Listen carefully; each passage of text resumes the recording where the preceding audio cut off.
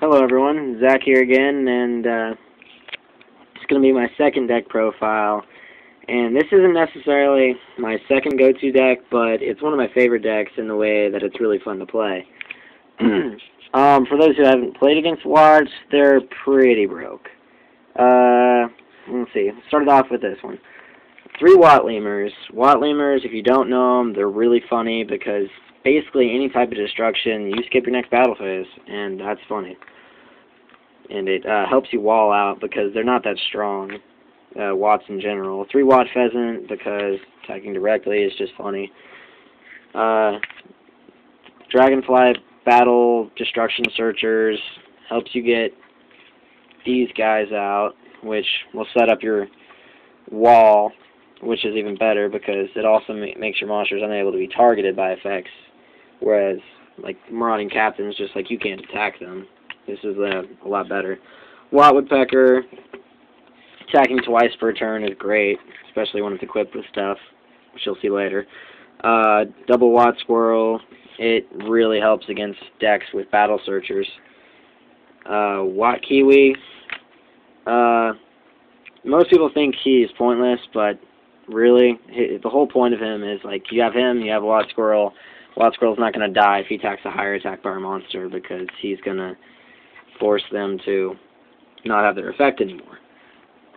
Watt Mole, because once I get my wall up, my opponent's going to start setting monsters, so this is going to help me get those out of the way, clear the way for something else to attack. Watt Fox, yeah, he's only in here because he's a tuner. That's basically it. Otherwise, I don't care for him. His effect doesn't help. Watt Giraffe, super rare, woo, shiny. He helps. He's another direct attacker like Watt Pheasant, and then opponent can't use spells or traps for the rest of the turn, so, you know, that helps. Watt Beta, again, simply because it's a tuner. Usually it doesn't get to attack directly. Honest, because, one, I can drop it during my turn for one of my double attackers, and they will gain that much attack, and then they'll get to have that attack still after they are done with their first attack. Watt Cannon, do some burn damage. Sakuretsu Armor, which is, you know, a duh. Call the Haunted. Dust Tornado, because I don't have an MST in here. Ultimate Offering, just because I really need to get more than one monster out on the field sometimes.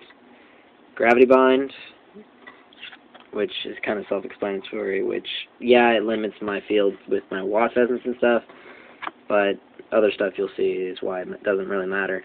Judgments of Thunder, which, if you don't know, which most people don't know, it's when a Thunder is summoned, I destroy a card my opponent controls.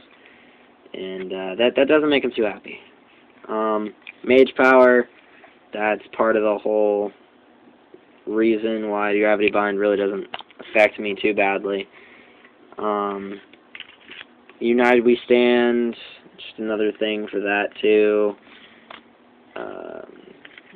Watt Cube, another Watt Cube, which either one of its effects is great. I mean, if I've been taking a bunch of hits, then I'll just use the original equip effect, which is it gains 100, or I can destroy it and have him gain 1,000, which second turn can make Watt Pheasant a 2,000 beater and direct attacker, which is just amazing. Let's see, Swords of Revealing Light, because, again, they are weak. They're really weak. Infernal Reckless Summon, couple that with, like, Watt Dragonfly's effect, and I'll triple summon out Watt Hopper, so it won't really matter what you end up getting from it, per se. Watt Castle, which doesn't seem to stay on the field very often, but still pretty helpful.